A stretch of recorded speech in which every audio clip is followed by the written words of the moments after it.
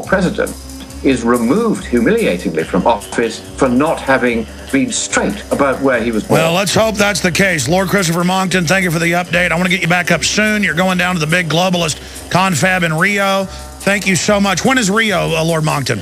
Rio is in about 10 days' time. It's in mid-June. You're going to be on then, sir. We're booking you right now. scienceofpublicpolicy.org. Read his paper at Infowars.com. We're on the march. Okay, let me hit some news here real quick before we go to more of your calls and Adam Kokesh coming up on the Ron Paul front. See, I get Lord Monckton's perspective of, okay, it's a dead end for Ron Paul, try to influence Romney. But you would want to communicate that as the new strategy to your supporters first, and that's not what happened. Ron Paul puts out one message that, oh, we're going to win, we're going to get the delegates, we're going to overthrow it.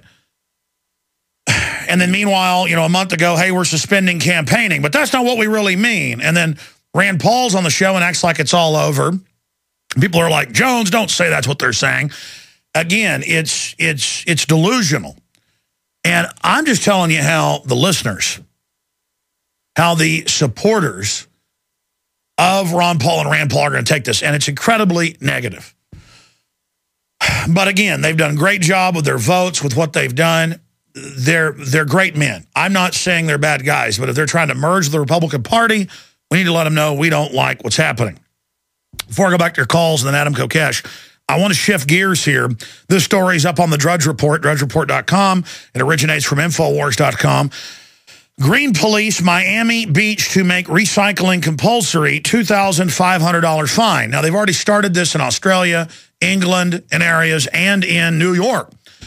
What is it, $1,000 fine for cat litter in the ladies' trash.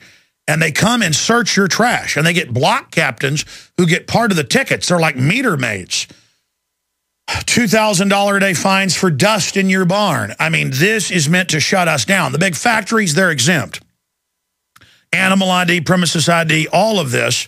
Audi's infamous Green Police Super Bowl commercial may not be far off. Well, the makers were in the San Francisco Chronicle saying, we're here to acclimate you. This is the plan.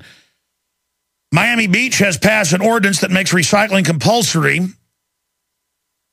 with those who fail to comply under threat of fines of $2,500, Miami Herald reports.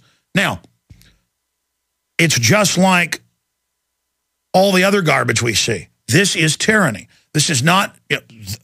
Madoff can steal money. Only after incredible pressure does he get in trouble. Corzine can steal money, doesn't get in trouble. All of this, I mean, that's the real crime going on. And no amount of tax raising, no amount of this is going to keep the government going. It's designed to collapse. Now, I want to go shift gears into some other areas. I saw a story out of WHTC radio saying, what if, truly a moot point? And they go on to say, so what if they're putting in all over the country pre-crime cameras that track what you're doing? If you don't just walk straight on the subway or on the sidewalk, if you stop and read something, the police come, that's suspicious. And they say, so what? It's a moot point. And, of course, then the Daily Mail picked up on our article afterwards. New surveillance cameras will use computer eyes to find pre-crimes by detecting suspicious behavior and calling for guards. Again, we wrote an article about this, and the Daily Mail picked it up. But we could show folks our article about San Francisco getting pre-crime cameras. That's actually the article. In fact, here it is right here. San Francisco to get pre-crime surveillance cameras. This came out yesterday. It was also on the Drudge Report, drudgereport.com. System alerts authorities to suspicious behavior before crime is committed. Paul Joseph Watson, Infowars.com. And I saw all these sites say, so what, it keeps us safe. Like this article from earlier this year, actually of May of last year. Look at this document, Cam, guys. High-tech cameras to record kids' food choices in school, cafeterias, ABC News, Department of Defense grants, San Antonio, Texas. Everything they eat is tracked, and the kids are going to get in trouble if they don't finish their apple. Laptops that the school issues free that you pay for with taxes, they're not free. You're paying for that. Where should I put this to get a document cam shot? Where should I put it? Here, there? I'll put it wherever you want. Okay, so there's the article right there. People watching on prisonplanet.tv. Yes, this is real. The system has always admitted that this is the plan. This has always been the plan, is a total control grid to restrict your guns, to restrict your movement. If you're not a good globalist, they're going to turn your passport off. They're not going to let you buy and sell. They've now said this. 30,000 armed drones, checkpoints, TSA, everything. Hiring pedophiles at every department to run it. All real. This is what tyranny looks like. And so I see people making jokes going, so what? Let the cops have pre-crime stuff. It's like license plate reading cameras. In the future, they can... I saw the police 5 years ago in Austin, went to the Texas legislature, try to get a law passed that people that had criticized police, that would be in a database when they pull you over or when a license plate reader hits you. So now you wear like a yellow star that you're a patriot. We already had the police under orders pulling over people with Ron Paul stickers when we protested Bilderberg. Do you know what this is going to be used for in the hands of the tyrants? Look, we're being totally enslaved. This stuff is coming down on us. So you want smart cameras watching everybody? It's used to watch kids at school. Okay? This is what's going on. This is outrageous what's happening. So I guess the kids deserve to have smart cameras watching them. Now even in the bathrooms. They now record naked children in the showers and say it's freedom. There's nothing these crooks won't do. You know, I remember 3 years ago, I'd talk about laptops in California and in Pennsylvania where they admitted they were watching the kids at home with them, and people didn't believe me. They didn't believe me 7 years ago when Google put out a press release to stockholders saying we watch people over their cameras at home without them knowing. Now the CIA director admits it, and people are like, you're a kook for not wanting the government to watch you without warrants. I'm like, what? I'm a kook because I don't want it? See, it goes from it isn't happening to, oh, the death panels aren't happening to, hey, you don't want death panels. You don't want people to have a right to have the government kill them. This isn't your right to die. It's the right for the government to kill you because you're now under socialist health care. They want the money and then the control. They don't want you to get the health care. It's how it works. Do we have Adam Kokesh lined up, guys? Yeah, we're just getting connected. Fantastic. We're getting him connected right now on Skype to get his take on all this. But, you know, it's just a lot of things like the Ron Paul people starting to endorse kind of neocons like Ted Cruz. And I get the fact that he's running against somebody even worse, but I don't get that. I mean, it's just they're becoming mainline. They're being co-opted, not the other way around. Ron Paul saying, go, you know, we're not going to win the delegates now, but go and sit there as my little pretty block, you know, for my son to get some position. And by the way, be respectful of a Republican criminal system that robs and steals and sells torture and secret arrest and stole the election from Ron Paul. I mean, don't you know that's going to be political suicide for you guys? And then the system wins instead of keeping the liberty movement going. Don't you understand that?